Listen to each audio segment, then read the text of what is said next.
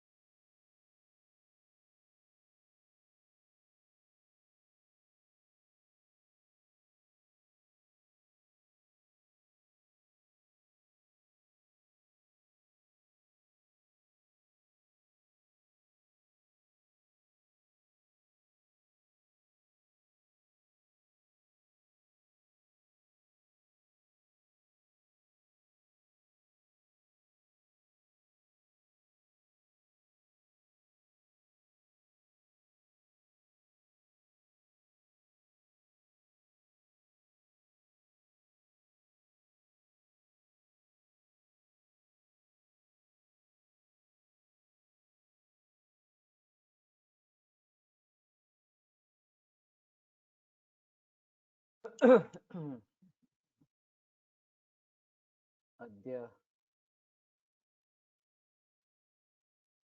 सोमवासरः अथवा इन्दुवासरः वैशाख कृष्ण प्रतिपदा दिनांक 17 मे 2022 शरद विमान स्थान अध्याय 8 शंखं चक्रं जलकां दधतमृतघटं चारुदोर्भिश्चतुर्भिः सूक्ष्मस्वच्छातिहृद्यांशुकपरिविलसन् मौलिमम्भोजनेत्रं कालाम्भोदोज्ज्वलाङ्गं कटितटविलसच्चारुपीताम्बराढ्यं वन्दे धन्वन्तरिं तन् निखिलगदवनप्रौढदावाग्निलीलम् प्रौढदावाग्निलीलम् ब्रह्मणो हि समारब्धाम् आत्रेयाद्येषु पूजिताम् अस्मदाचार्यपर्यन्तां वन्दे गुरुपरम्पराम् आयुर्वेदरतं वन्दे माधवाख्यं महागुरुम्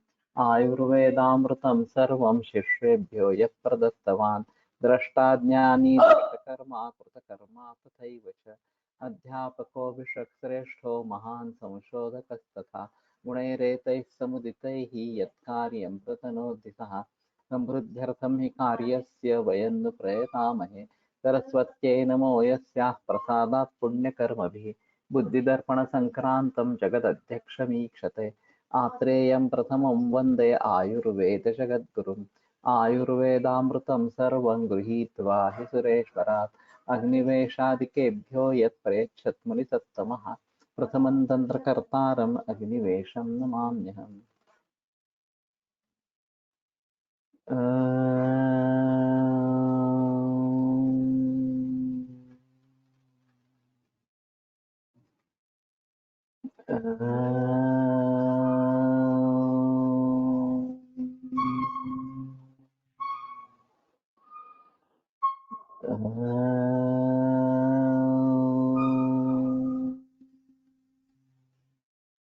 ओम शांति शांति शांति।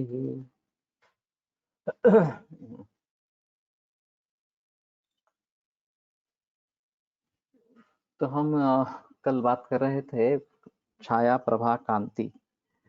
तो किसी ने कुछ रेफरेंसेस निकाले हैं क्या यहाँ से? मैं तो नहीं देख पाया एक्चुअली। और इंद्रिय स्थान में जो रेफरेंस है वर्णम आक्रामति छाया भाव प्रकृष्टा प्रकाशते, वो तो याद है मुझे। लेकिन कांति के बारे में तो रेफरेंसेस कहीं दूसरे जगह इस प्रकार से मिलेंगे। तो त्रिस्कंद से अगर रेफरेंसेस मिलते हैं तो ही बेहतर ऑप्शन इस प्रकार का है। तो अगर किसी ने निकाले होंगे तो बताओ, नहीं तो हम आगे बढ़ते हैं इस प्रकार से।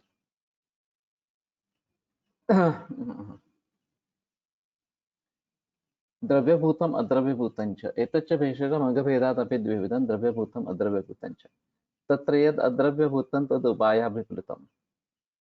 अद्रव्यभूत जो है वो उपाय से परिपूर्ण इस प्रकार से उससे जुड़ा हुआ इस प्रकार से है। उपाय नाम भय दर्शन विस्मापन विस्मापन विस्मारण क्षोभण हर्षण भर्त्सन वध बंध स्वप्न संवाहनादि अमूर्तो भाव विशेषो यथोक्तः सिद्ध्युपाया च उपायाभिप्लुताः इति। तो उपाय क्या है?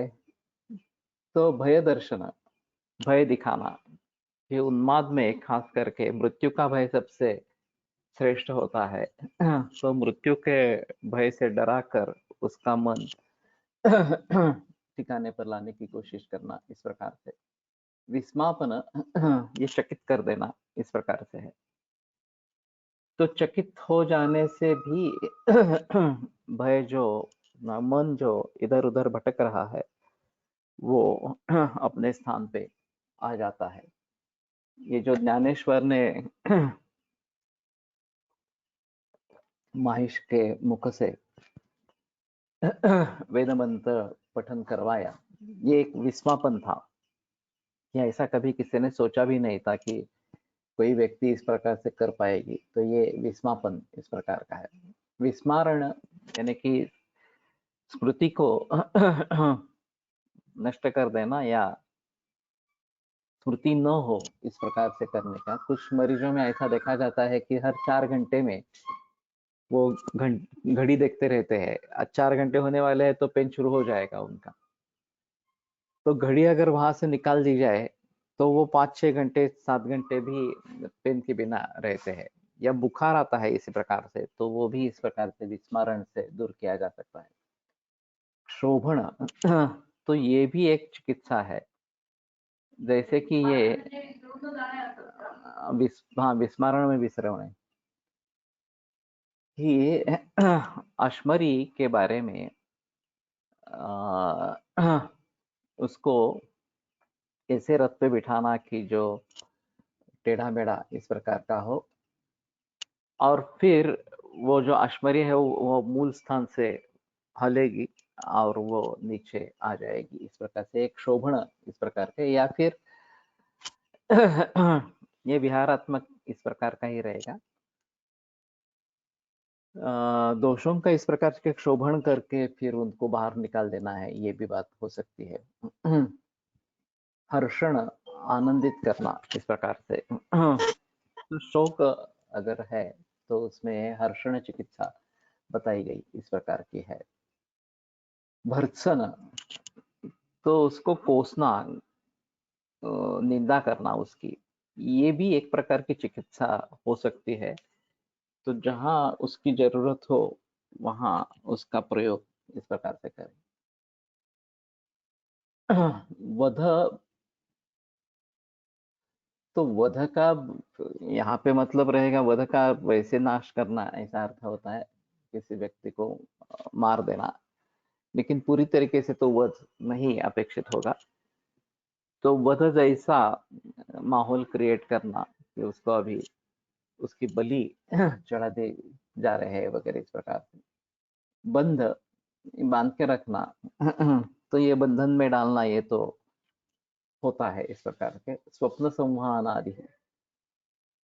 स्वप्न सुलाना उसको, और संवाहन आदि, संवाहन वगैरह इस प्रकार से करना। तो ये सब सब क्रियाएं इस प्रकार की है। और अमूर्त इस प्रकार की है। तो अद्रव्य इस प्रकार की है। तो द्रव्य और उसके साथ में जो गुण और क्रिया कर्म ये दो रहेंगे तो अद्रव्य चिकित्सा गुण और कर्मों के द्वारा की जाएगी। लेकिन गुणों के लिए भी वास्तव में द्रव्य की जरूरत होती है। क्रिया जो है वो किसी दूसरी व्यक्ति के द्वारा अगर की जाती है इस प्रकार से तो ये अद्रव्यभूत इस प्रकार की हो जाती है। और ये उपाय है उसके लिए। तो ये भी सभी चिकित्सा ये है, ये ध्यान में रखना जरूरी है। केवल औषध द्रव्य दे देना यही सिर्फ चिकित्सा है, ये बात नहीं है। यत्तु द्रव्यभूतं तद वमनादिश योगम उपैति। जो द्रव्यभूत है वो वमन वगैरह में योग उसका हो जाता है। तस्यापि एवं परीक्षा, इदम एवं प्रकृत्या एवं गुणम एवं प्रभावम अस्मिन् देशे जातम अस्मिन् ऋतौ एवं गृहीतम एवं निहितम एवं बहुश्रुतम अनयाश मात्रया युक्तम अस्मिन् व्याधौ एवं विधस्य वीरस्य पुरुषस्य एतावन्तं दोषम अपकर्षति उपशमयति वा। तो इतने सभी तरीके से औषध के बारे में सोचना है। इदम एवं प्रकृत्या, तो प्रकृति से ये इस प्रकार का है, ये जो द्रव्य है वो।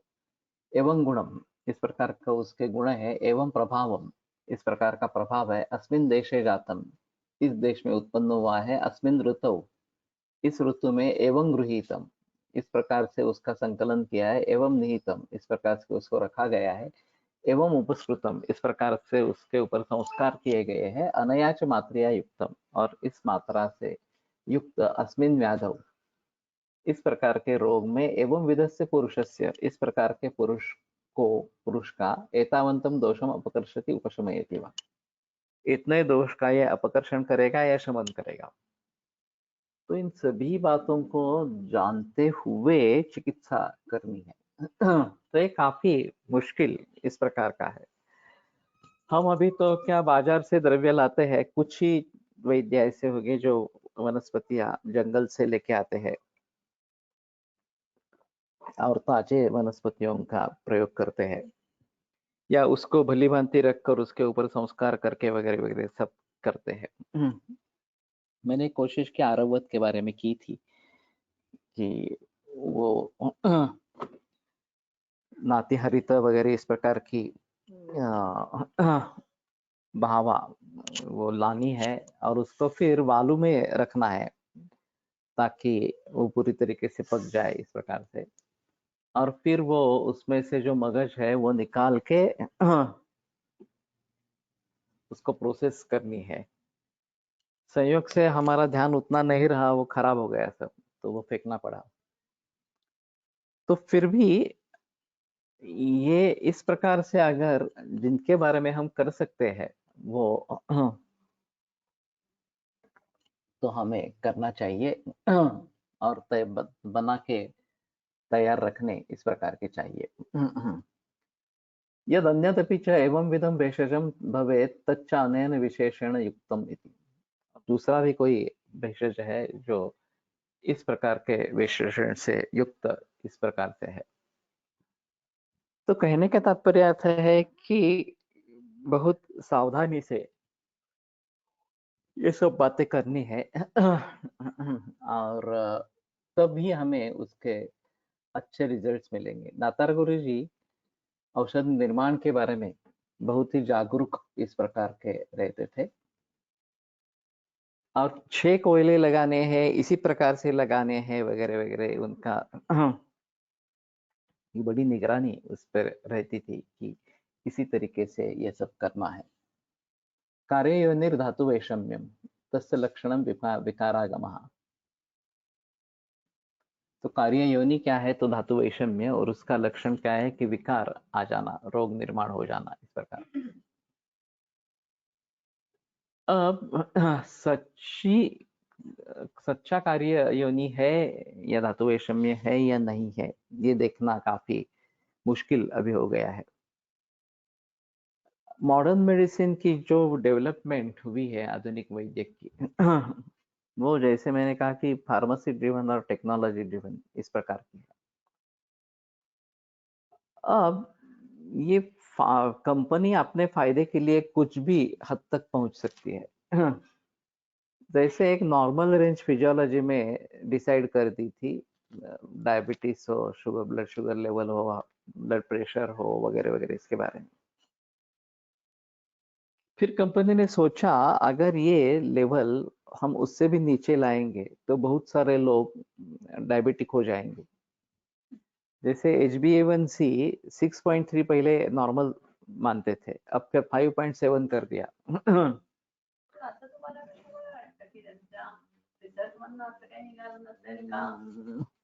नहीं, बायस रिसर्च है सभी। तो फिर उसको 5.7 कर दिया, तो 5.7 से 6.3 वाले लोग भी डायबिटीज की दवाइयां लेने लगेंगे। तो ये सरासर गलत इस प्रकार का है, और हमारे दृष्टि से ये वास्तविक रोगी है या नहीं है ये देखना बहुत जरूरी इस प्रकार का हो जाएगा। वैसी स्थिति ब्लड प्रेशर के बारे में है, कोई भी सिम्टम्स नहीं है फिर भी ब्लड प्रेशर की दवा शुरू की जाती है और उनको बताया जाता है कि अगर आप ये नहीं करेंगे तो आपको पैरालिसिस हो जाएगा, स्ट्रोक हो जाएगा वगैरह वगैरह इस प्रकार से। और लोग पूछते भी नहीं है, दोनों ने कहा कि हाँ करना है तो करना आरंभ कर देते हैं इस प्रकार से। और यहाँ से लेकर काफी कोलेस्ट्रॉल के बारे में भी वैसी स्थिति है कि कोलेस्ट्रॉल की जो लेवल पहले बताई थी उसके कहीं नीचे उसको लाके रखा गया है, ताकि ये जो स्टैटिन की दवाइयां हैं वो उनको आरंभ कर सके। तो वास्तव में रोगी है या नहीं है ये देखना जरूरी इस प्रकार का है।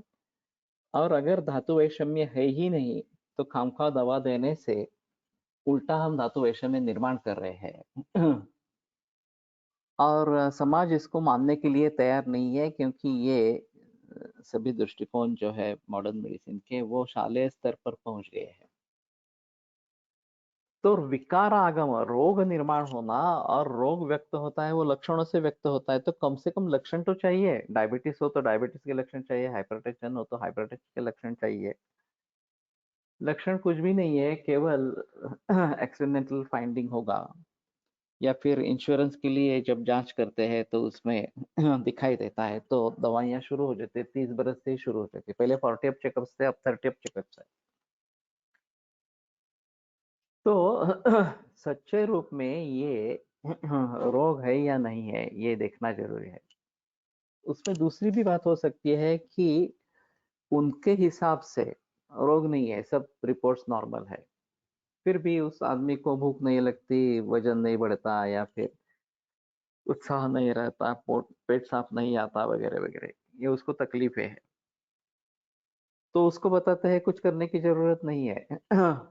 तुम्हारे सब रिपोर्ट नॉर्मल है, जस्ट जैसे जी रहे हो इसी प्रकार से जीते रहो। तो ये और मूर्खता है।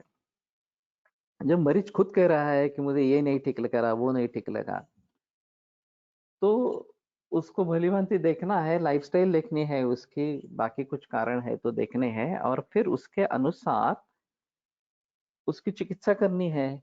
यहाँ धातु वैषम्य है, विकार है, लेकिन विकार नहीं है ऐसा अगर हम समझेंगे, रोग नहीं है ऐसा हम समझेंगे, तो उससे भी बड़ी तकलीफ, एक बड़ा नुकसान इस प्रकार का होगा।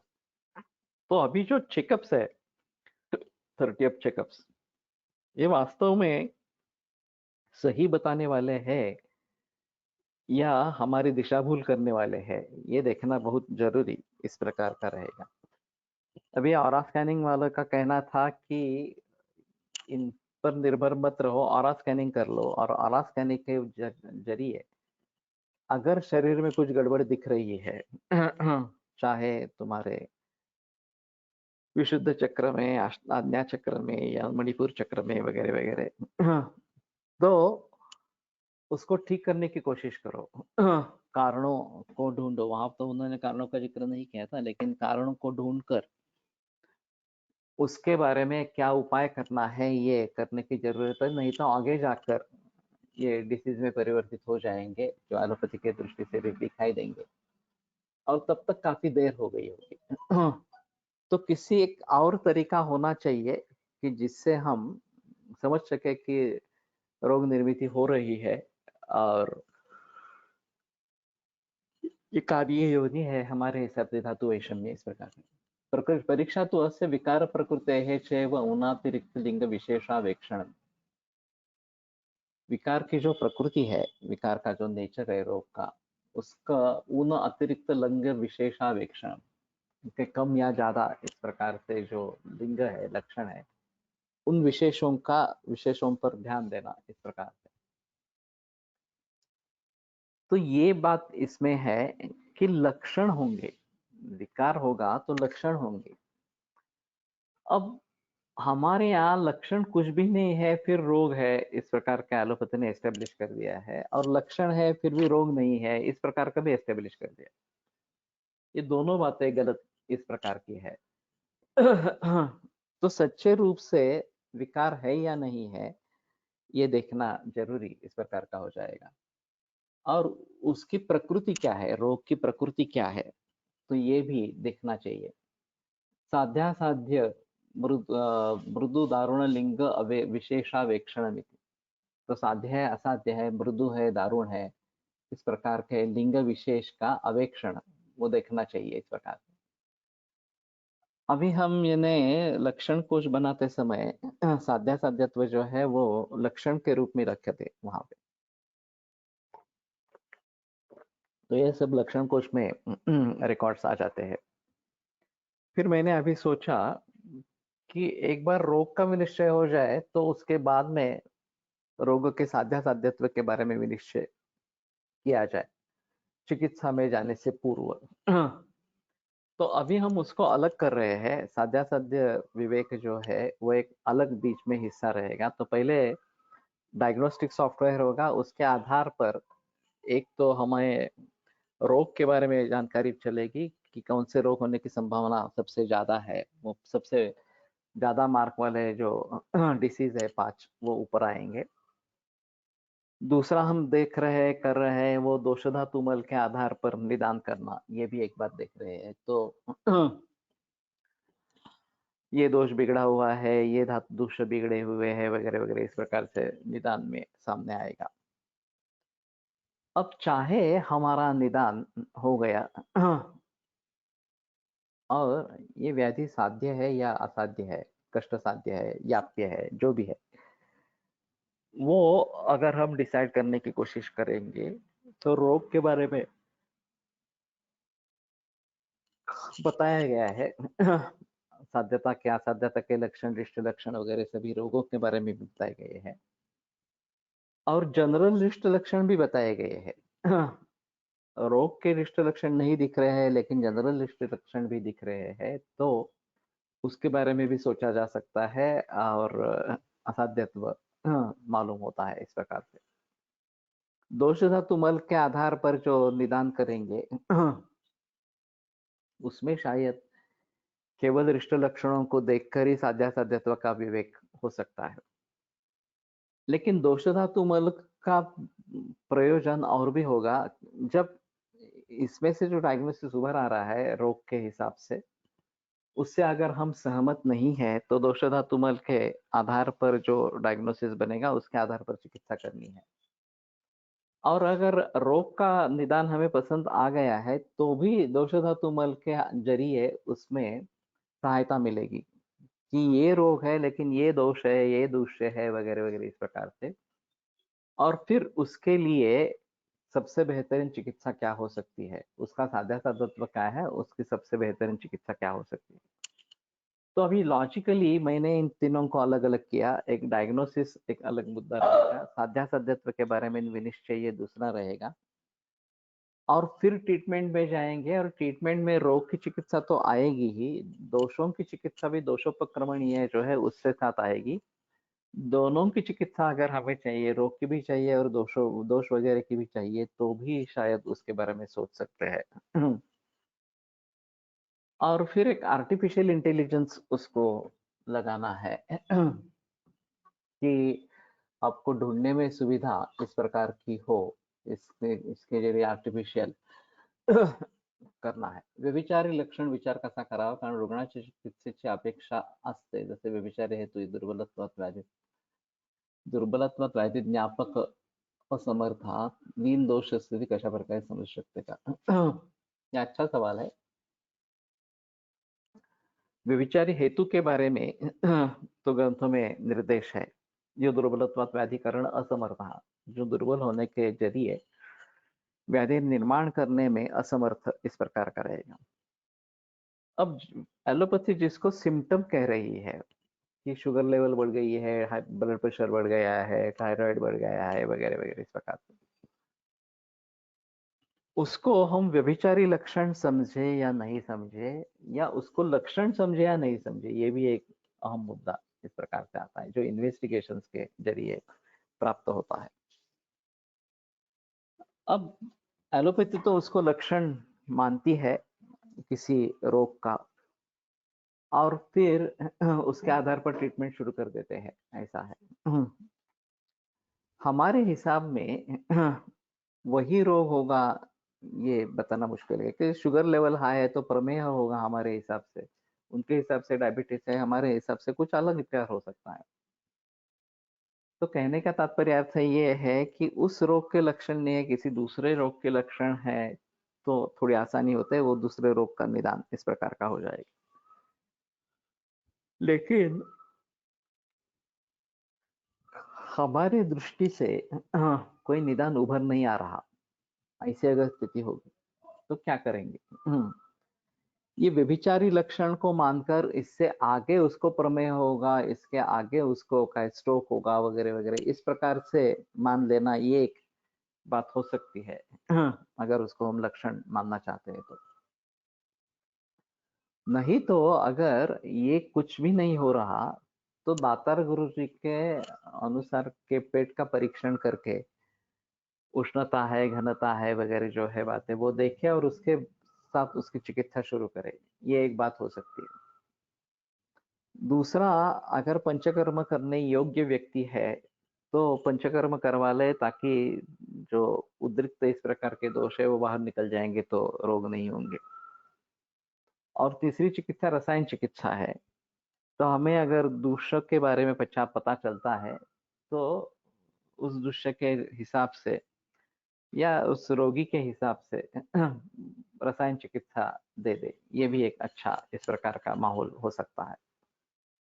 तो कहने का तात्पर्य अर्थ ये है कि जब इस प्रकार से एलोपैथी का निदान लेके लोग आते हैं, ट्रीटमेंट चाहते हैं, हेपेटाइटिस बी पॉजिटिव है, HIV पॉजिटिव है, एड्स के लक्षण नहीं है, हेपेटाइटिस के लक्षण नहीं है, लेकिन ये देखा गया है कि ये पॉजिटिव है, तो ऐसी स्थिति में लोग तो चाहते हैं कि चिकित्सा की जाए, क्योंकि ये व्यभिचारी लक्षण इस प्रकार का जैसा रहेगा आगे चलकर इससे लिवर सिरोसिस, लिवर कैंसर, उदर, ये सब हो सकते हैं अगर इस प्रकार का हेपेटाइटिस बी पॉजिटिव है तो।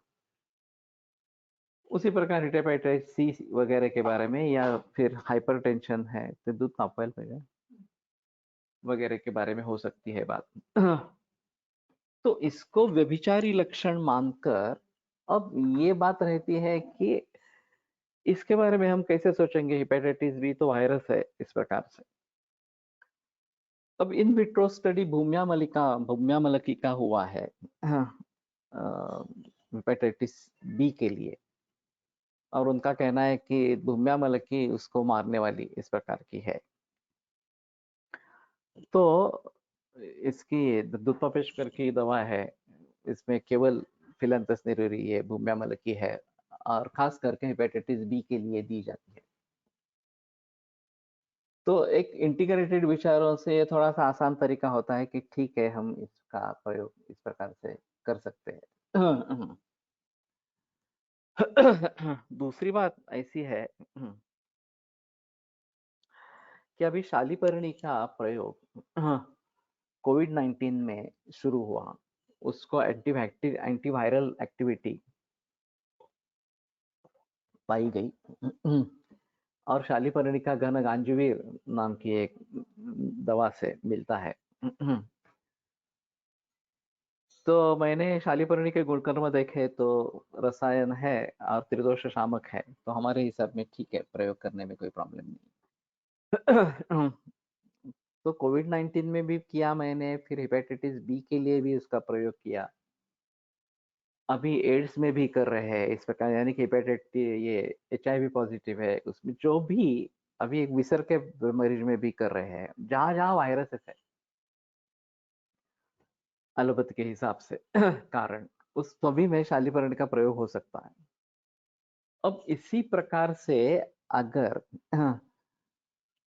इन विट्रो इन विवो इस प्रकार के कुछ स्टडी होते रहते हैं किसी वनस्पतियों के बारे में, तो शायद ये एक बात बता सकती है कि व्यभिचारी लक्षण मानकर उस प्रकार के दवाइयों का प्रयोग करें। नहीं तो जैसे मैंने कहा कि रसायन चिकित्सा करने है, पंचकर्म करना है वगैरह वगैरह, ये तो या दातार गुरु जी के अनुसार उदर परीक्षण करके दवाइयाँ शुरू करनी, ये बात हो सकती है। लीन दोष स्थिति ये हो सकती है, उसमें कोई संदेह की बात नहीं है। इसमें व्यभिचारी हेतुओं को देखना जरूरी होगा कि रुग्ण तमाम अपथ्य कर रहा है, दही खा रहा है, अचार खा रहा है, या फिर जंक फूड फास्ट फूड खा रहा है, दिनचर्या का कोई पता नहीं है वगैरह वगैरह। तो संभवतः ये स्थिति लीन दोषों की हो सकती है। और फिर ये काफी मुश्किल इस प्रकार का हो जाता है इन लक्षणों को समझना। तो एक बात बहुदोषस्य लिंगानी, ये जो बात बताई गई है वो अगर है वो देखे, क्या कारण है कार्य नहीं दिखा तो उसको व्यभिचारी इस प्रकार के हेतु कहेंगे। उस हेतु विपरीत चिकित्सा करनी है। दही खा रहा है तो ये आमलक वगैरह इसका प्रयोग करना है। एक तो दिनचर्या में परिवर्तन लाना, ये बात भी रहेगी। और जो भी कारण है उनके खिलाफ कुछ ना कुछ इस प्रकार से करना है। तो ये बात होती है तो भी अच्छा रिजल्ट निकल आता है। तो हमें दो तरीके से सोचना है।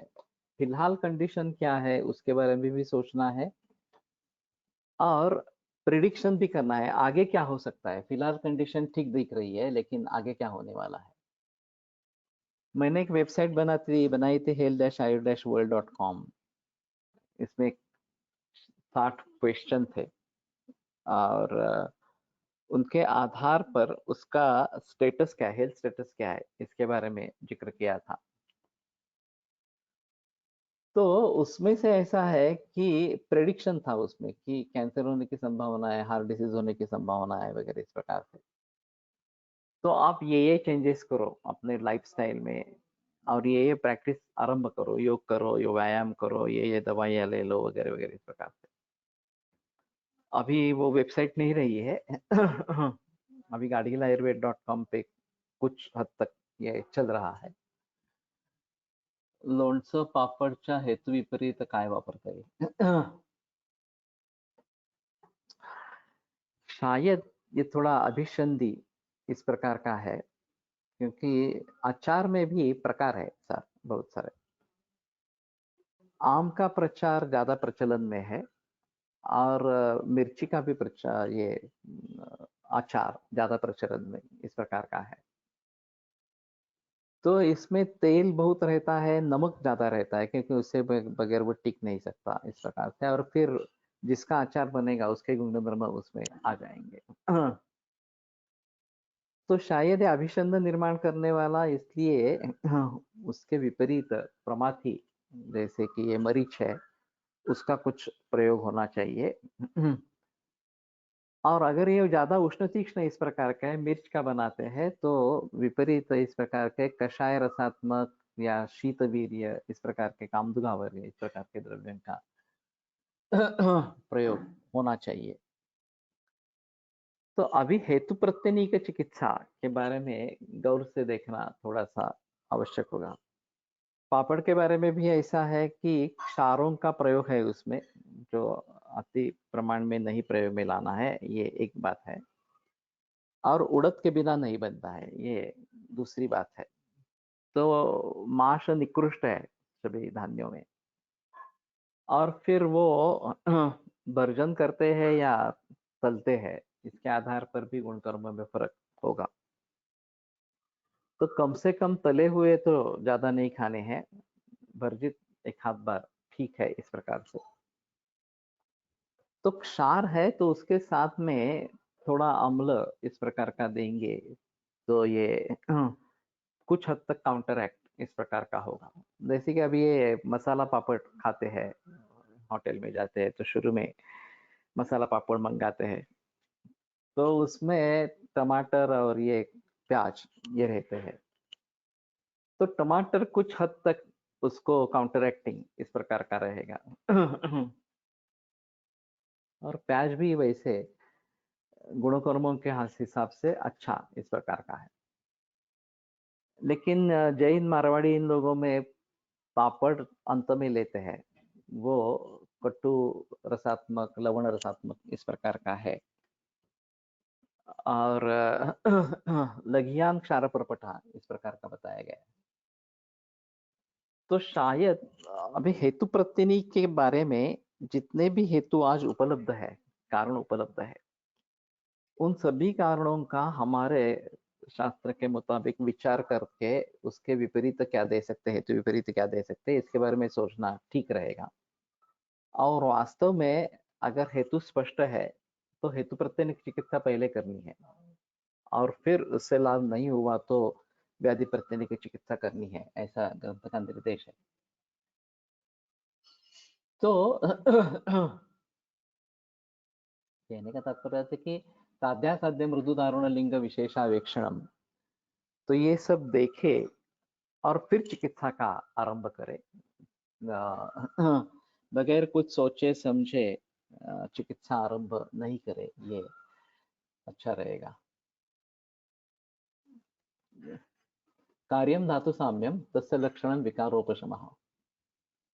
कार्य क्या है, तो धातु साम्य इस प्रकार का है, उसका लक्षण क्या है, विकार उपशम, विकार शांत हो जाना। परीक्षा तो अस्य ऋग उपशमनम स्वरवर्ण योगा शरीरोपचय बलवृद्धि अभ्यवार्य अभिलाषा रुचि आहार काले अभ्यवृतस्य च आहारस्य काले सम्यक् जरणं निद्रालाभो यथा कालं वैकारिकाणां च स्वप्नानाम् अदर्शनम् सुखेन च प्रतिबोधनं वातमूत्रपुरीशरेतसां मुक्ति सर्वाकारैर्मनोबुद्धीन्द्रियाणां च अव्यापत्तिः। आश्चर्य की बात यह है कि ये जो लक्षण है स्वास्थ्य के लक्षण है, लेकिन रोग दुरुस्त होने के बाद, रोग ठीक होने के बाद, रोग ठीक हुआ है या नहीं हुआ है ये देखने के ये लक्षण बताए, उसकी परीक्षा के लिए ये लक्षण बताए गए। वास्तव में स्वस्थ वृत्त के भी यही लक्षण होने चाहिए। समदोषा समाग्निष्ठ समधातु मलक्रिया क्रिया प्रसन्नात्मेन्द्रिय मना स्वस्थ इत्यादि। ये जो व्याख्या स्वस्थ की गई है उसके आधार पर कहा जाता है कि ये स्वस्थ के लक्षण है, समदोषा समाग्निष्ठ वगैरह वगैरह। लेकिन ये हर एक का समदोष को कैसे समझेंगे, समाग्नि कैसे समझेंगे, समधातु मलक क्रियाएं कैसे समझेंगे, ये काफी मुश्किल इस प्रकार का हो जाता है। तो उससे बेहतर ये जो लक्षण बताए गए हैं ये ज्यादा अच्छे हैं।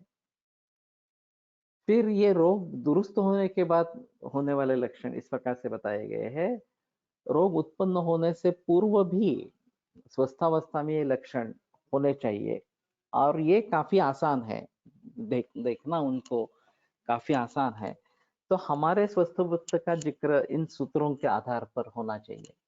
रोग उपशमनम, ये तो रोग से जुड़ा है कि किसी भी प्रकार की वेदना नहीं है। स्वर वर्ण योगा, स्वर और वर्ण उनकी प्राप्ति इस प्रकार की होना। तो पहले से स्वर वर्ण अच्छे हैं, वो रोग के कारण बिगड़ गए हैं और फिर वो फिर से प्राप्त हो गए, ये इस प्रकार की रहेगी। शरीरोपचय तो अनतिकृश और अनति स्थूल इस प्रकार का होना, वैसे स्थूलता नहीं होनी चाहिए, मध्यम इस प्रकार की शरीर यष्टि होनी चाहिए, लेकिन कृश भी नहीं है स्थूल भी नहीं है, तो शरीर उपचय होना चाहिए। बल वृद्धि, बल वृद्धि इस प्रकार की होनी चाहिए। अव्यवहार्य अभिलाषा, खाने के बारे में जो अव्यवहार्य चीजें हैं उसके बारे में अभिलाष होना, इच्छा होना। अभिलाष ये शब्द संस्कृत में पुल्लिंगी है और अभिलाषा इसी प्रकार से चलता है। मराठी में उसकी अभिलाषा हो गई, हिंदी ये स्त्रीलिंगी हो गया इस प्रकार का, लेकिन संस्कृत में केवल अभिलाषा इस प्रकार से ही चलता है। तो खाने की इच्छा होना, रुचि है आहार काले, आहार काले रुचि होना, ये भी एक महत्वपूर्ण बात है कि बाकी सभी समय में रुचि होगी तो जो सामने दिखेगा वो हम खा लेंगे, वो तो अपेक्षित नहीं है इस प्रकार। तो जब आहार काल होता है तभी रुचि इस प्रकार की होना। अव्यवहृतस्य च आहारस्य काले सम्यक जरणम, जो भी खाना खाया गया है उसका योग्य काल में अच्छे तरीके से जरण हो जाए, इस प्रकार से उसका पचन हो जाए। निद्रा लाभो यथा कालम, अपने अपने योग्य समय पर निद्रा प्राप्त होना।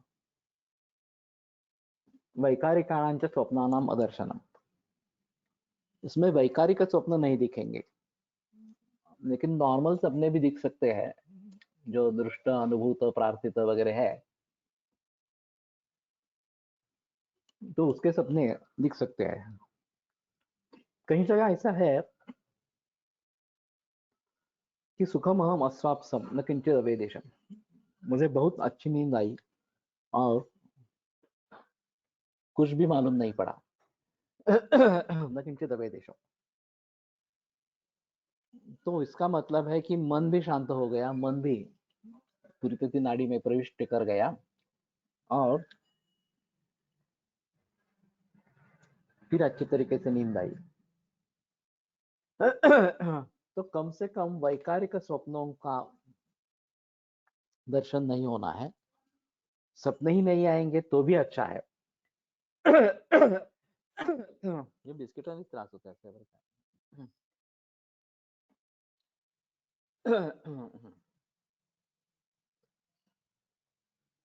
तो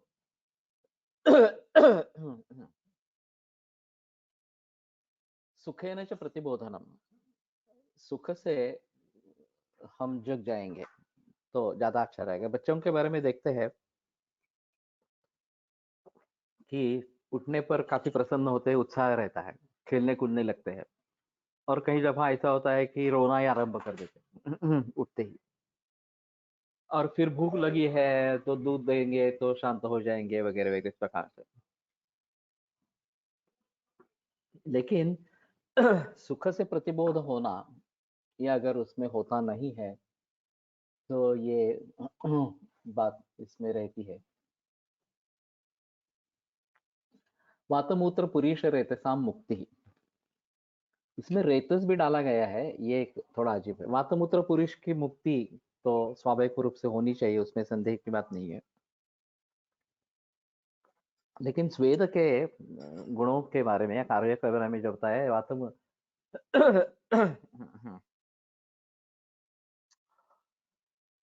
मूत्र पुरुष रहता से न सज्जंती कथंचन, मूत्र पुरुष और रेत ये कभी भी रुकते नहीं है, इस प्रकार के वहां पे बताया गया है। तो शुक्र के बारे में भी इस प्रकार की स्थिति होना ये स्वाभाविक स्थिति इस प्रकार की है। सर्वाकरे ही मनोबुद्धिन्द्रियाणाम च अव्यापत्ति, और सभी तरीके से मन बुद्धि इंद्रिय इनकी अव्यापत्ति होना। अव्यापत्ति थोड़ा निगेटिव है। प्रसन्न होना, ये सब प्रसन्न होना ये आवश्यक इस प्रकार का रहेगा। तो मैं मानता हूं कि इसमें से वैकारिकों के दृष्टि से, विकार के दृष्टि से लिखा गया है, तो थोड़ा परिवर्तित करके हम स्वस्थ के लक्षण के बारे में, इसके बारे में सोचेंगे तो ज्यादा अच्छा इस प्रकार का रहेगा। नए तरीके से लिख लेंगे कि ये स्वास्थ्य के लक्षण है इस प्रकार से, और ये है तो आप स्वस्थ है, ये नहीं है तो आप स्वस्थ नहीं है। और ये काफी आसान इस प्रकार का होगा तरीका करने का। इतनी सारी इन्वेस्टिगेशन वगैरह करने के बजाय ये बेहतर ऑप्शन इस प्रकार का रहेगा। तो अभी के जो परीक्षण होते रहते हैं मेडिकल एग्जामिनेशन, उसमें मैं चाहता हूं कि एक तो लाइफस्टाइल की जोड़ दी जाए, लाइफस्टाइल के बारे में पूरी जानकारी ली जाए, क्या कर रहे हैं, क्या खा रहे हैं, पी रहे हैं वगैरह वगैरह इस प्रकार से। आनुवंशिकता किन रोगों की है। और दूसरा, अब ये ऑरा स्कैनिंग की जो बात है वो भी एक बात हो सकती है, क्योंकि ये एक ऑब्जेक्टिव पैरामीटर इस प्रकार का रहेगा। तो उसके जरिए हम सोच सकते हैं कि आरोग्य स्थिति कैसी है। अगर आरोग्य स्थिति अच्छी है तो उसको बनाते रखना है। अगर आरोग्य स्थिति बिगड़ने वाली है तो उसी समय संभल जाना है, और ये खाने पीने में, लाइफस्टाइल में परिवर्तन करके स्वस्थ होना है। और रोग उत्पन्न नहीं हो गया हो तो रोग की चिकित्सा करनी है, उसमें कोई संदेह की बात इस प्रकार की नहीं है। तो ये सबसे अच्छे लक्षण है, सिर्फ इसको विकार उपशमन के रूप में लिखा गया है। तो उसको स्वस्थ के वृत्ति, स्वस्थ के रूप से अगर लिखा जाता है थोड़ा चेंज करके तो ज्यादा अच्छा रहेगा। मेरी नई संहिता में मैं इसके बारे में जरूर जिक्र करूंगा। और परीक्षणों के द्वारा जो सामने मुद्दे आ रहे हैं, is honour scanning available in Pune? Pune में तो अभी नहीं है, मैंने जो देखा है पुणे में है ऑनर स्कैनिंग, लेकिन ये अनुपदेव का जिस प्रकार का है उस प्रकार का नहीं है। और वो ज्यादातर चाइनीज मेथड पर निर्भर है। तो शुरू में ये शुरुआत हुई तो जर्मनी और यूके में हुई। और ये बाकी सभी जगह फैल रहा है। और एक प्रेडिक्शन ऐसा है कि इसी को बढ़ावा आगे मिलेगा। अब ये 3,000 रुपए में होता है RF, यानी तो ठाणे का जो है वो जरा देखें, क्योंकि उसका सभी का महत्व जो है वो उसका जो सॉफ्टवेयर है, उस सॉफ्टवेयर को कैसे फीड किया गया है उसके पीछे लग। हम्म, हम्म,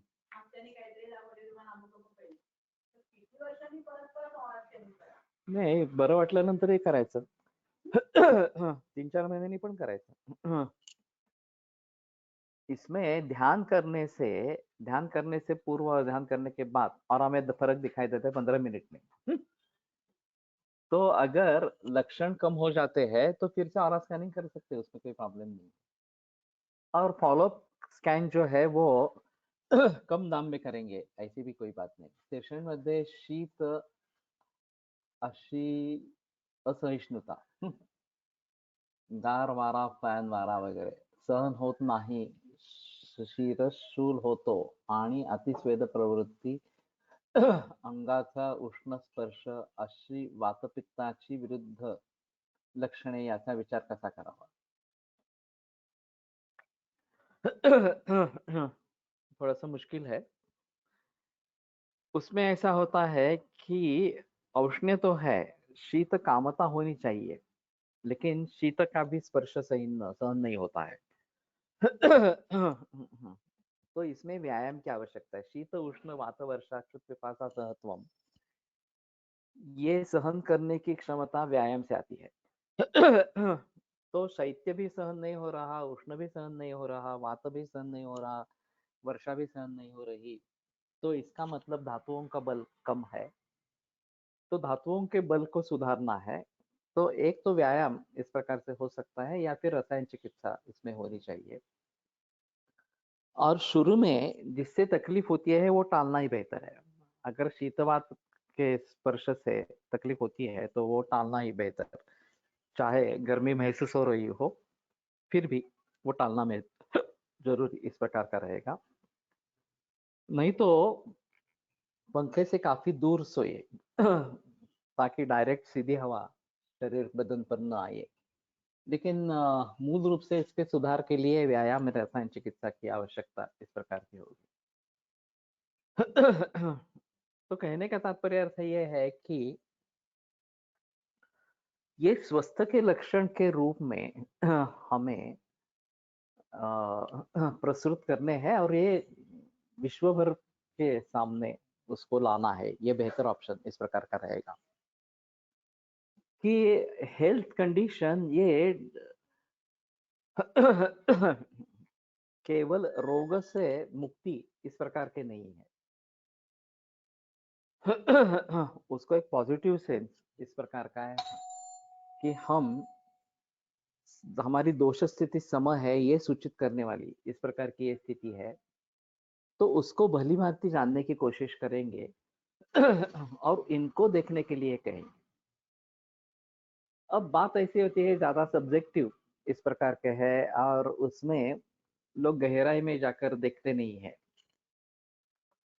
पचन के बारे में ये जो यहाँ पे उन्होंने बात की है, अव्यवृत आहारस्य काले सम्यक जरणम, उद्गार शुद्धिरुत्साहो वेगोत्सर्गो यथोचितः लघुता क्षुत पिपासा जीर्णाहारस्य लक्षणम, ये लक्षण हो रहे हैं या नहीं हो रहे हैं, ये देखना चाहिए. मल के बारे में वो बंधा हुआ है और तैरता है, उसमें दुर्गंध नहीं है, ये देखना जरूरी है. अब इसके बारे में हम बहस करते हैं तो लोगों को लगता है कि गंदी बातें कर रहे हैं इस प्रकार से। उसमें दिलचस्पी नहीं होती है, देखने के लिए लोग तैयार नहीं होते हैं इस प्रकार से। और दूसरे भी मैंने उसके रिएक्शंस देखे कि हमें ये मालूम ही नहीं था इस प्रकार से होना है, इस प्रकार से अभी हम देख रहे हैं और उसके आधार पर समझ रहे हैं कि हमारा स्वास्थ्य कैसा है। तो मैंने काफी बहस इसके बारे में आयुर्वेदीय जीवन शैली आरोग्य जी गुरु के लिए इसमें की है। इन सभी भावों के बारे में। और ये मुलाकातें काफी फेमस इस प्रकार की है। तो लोगों तक ये पहुंचाना ये एक जरूरी होगा। और अभी फिलहाल जो चल रहा है परीक्षण के द्वारा, वैद्यकीय परीक्षण जो किया जाता है वो अधूरा है, वो गलतफहमी पैदा करने वाला है, ये भी बात लोगों तक पहुंचनी चाहिए। सभी रिपोर्ट्स नॉर्मल है और 2 बरस में हार्ट अटैक हो गया और मृत्यु हो गई। इंश्योरेंस तो मिल गया उसको। और 2 बरस में हार्ट अटैक हो गया और मृत्यु हो गई। ये क्यों हुआ? यंग चैप, इस प्रकार के 30-32 बरस का युवा, एक लड़की है उसको। तो कहने का मतलब ये है कि जो परीक्षण किया गया वो सही नहीं है। हम उसमें धन्यता मान रहे हैं कि हमने परीक्षण कर लिया है, मैं ठीक हूँ, मेरे सभी रिपोर्ट्स नॉर्मल है, अब कोई मुझे भय नहीं है इस प्रकार से। ये मूर्खता है। तो ये मिसलीडिंग है। ये जो इस प्रकार के इन्वेस्टिगेशंस है ये मिसलीडिंग भी है। और अभी उनको तो ऑब्जेक्टिव पैरामीटर चाहिए।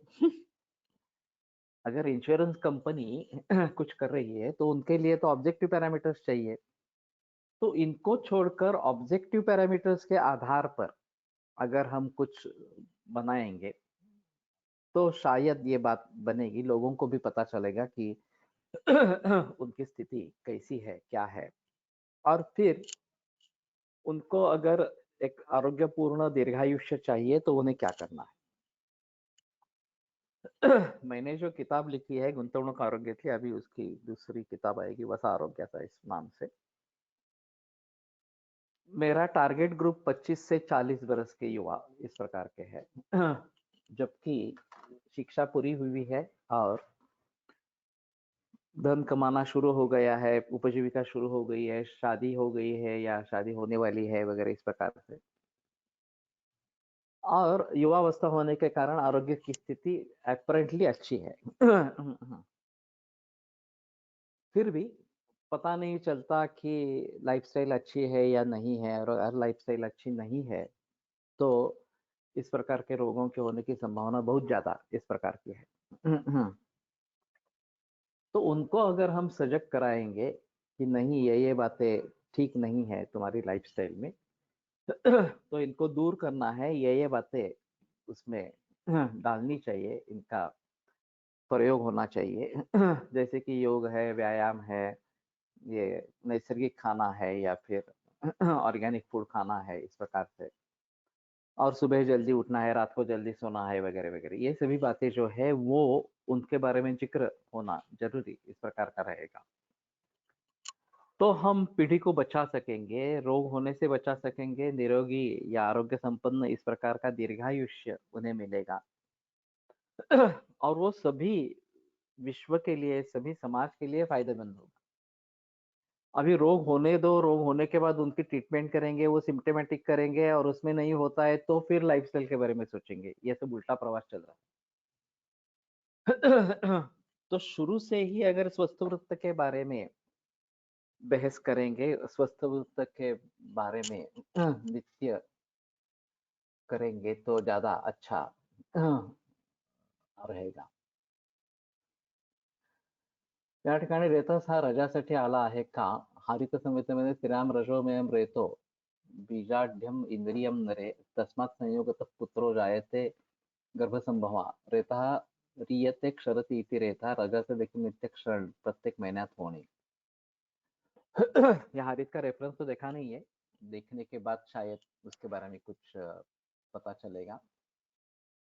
स्त्रीणाम रजोमयम रेतो बीजाढ्यम इंद्रियम नरे तस्मात् संयोगतः पुत्रो जायते गर्भसंभवः।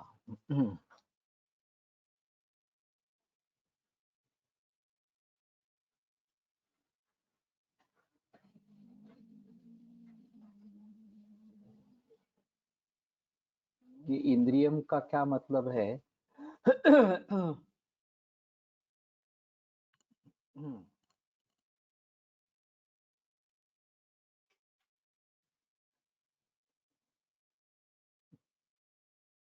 तो रोजोमय इस प्रकार का रेत है, बीजाढ्य अगर वो होता है और नरे संयोगतः पुत्रो जायते गर्भ संभव। तो पुत्र होता है। यह आधुनिक अभी जो प्रचलन है उसके काफी विपरीत है। पुंगर्भ होना या स्त्री गर्भ होना ये किस पर निर्भर है, ये मानते हैं कि ये पुरुष के ऊपर निर्भर है। अब जब किसी औरत को बार बार लड़कियां ही होती है और फिर उस औरत को कोसा जाता है, कहीं डिवोर्स भी दिया जाता है, वो छोड़ दिया जाता है वगैरह वगैरह इस प्रकार से, और फिर दूसरी दूसरी शादी की जाती है और फिर उसको गर्भधारणा होती है वगैरह वगैरह इस प्रकार से। तो इन सभी बातों में एलोपैथी तो मानती है कि पुंगर्भ होना ये पुरुष के ऊपर निर्भर इस प्रकार का है। अगर स्त्री बलवान है या उसका बीज बलवान है तो स्त्री अपत्य होगा, लेकिन अगर पू बीज बलवान है तो पुरुष होगा, इस प्रकार पुंगर्भ होगा इस प्रकार से। और यहाँ स्त्रियों में ये होता है, ये ज्यादा अजीब है थोड़ा सा। बीजाढ्यम इस प्रकार के बताया गया है। तो एक बार हरित संहिता देखनी चाहिए, लेकिन मुझे नहीं लगता कि रेत रज होगा इस प्रकार से, क्योंकि चरक संहिता वगैरह में इसके बारे में बताया गया है। अभी ये रेफरेंस भी चरक संहिता का ही है। और रज का क्षरण केवल उन तीन दिनों में रज प्रवृत्ति जब होती है उसी समय में बताया गया है। अभी श्वेतस्राव होता है, उसके बारे में क्या कहेंगे, ये थोड़ा सा अलग इस प्रकार का रहेगा। तो ये समागम के लिए आवश्यक एक प्रकार का लुब्रिकेशन इस पर तरीके से है। और फिर स्त्रियों की कामुकता प्रकट करने के लिए ये श्वेतस्राव ये हो सकता है। और यही अगर बढ़ गया तो श्वेत प्रदर नाम की बीमारी हो जाती है, जिसकी अलग चिकित्सा करनी पड़ती है। अब इसने एलोपैथी इन्फेक्शन को भी मानती है। और हमारे हिसाब में उपप्लुता या कफजोनी व्यापक इस प्रकार से उसके बारे में सोचा जा सकता है। लेकिन वैद्यक सत्ता में डॉक्टर आनंद नाडकर्णी ने एक बात बताई थी कि ऋतुकाल में स्त्रियों के योनि में इस प्रकार का स्राव होता है जो समागम के लिए अच्छा होता है। तो कुछ औरतें उसको समझ पाती है और ये सबसे बेहतर तरीका है, सबसे आसान तरीका है कि ऋतुवती अवस्था है, ओव्यूलेशन हो रहा है या नहीं हो रहा है देखने के लिए। अभी ओव्यूलेशन किट्स अवेलेबल है, ये ओव्यूलेशन स्टडी सोनोग्राफी के जरिए किए जाते हैं। लेकिन ये स्व संवेद्य है। वैसे ऋतुमती स्त्री की लक्षण भी हमारे यहाँ दिखाए दिए गए हैं इस प्रकार से। तो पूस कामाम उस समय में पुरुष की इच्छा ज्यादा रहती है, समागम की इच्छा ज्यादा रहती है। विद्यात ऋतुमतीम स्त्रियम ये जो बात बताई गई है। तो ये श्राव अगर हम समझ में लेते हैं तो एक बात अलग इस प्रकार की होगी, और खास करके ऋतुकाल में इस प्रकार का श्राव होना ये एक अलग मुद्दा इस प्रकार का रहेगा। ठीक है, आज रुकते हैं, कल आगे बढ़ेंगे। आयुर्वेद प्रकांडो निगदित इह शल्यतंत्र प्रधानः शिष्येभ्यः शाश्वतोऽयं निखिल जन कृपा व्याप्त चित्तेन येन आयुर्वेदस्य वाञ्छन् पुनरपि भुवने तांच सुष्ठु प्रतिष्ठां श्रेष्ठं धन्वन्तरिं तं प्रणमति च सदा वैद्यवर्गो हि नूनम् वैद्यवर्गो हि नूनम्।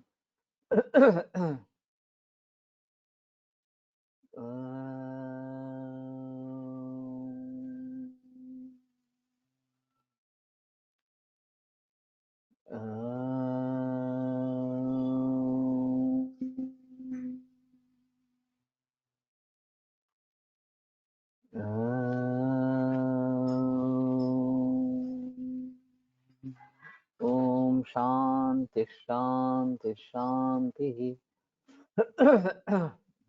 विरम्यते व्याख्यानव्यापारात्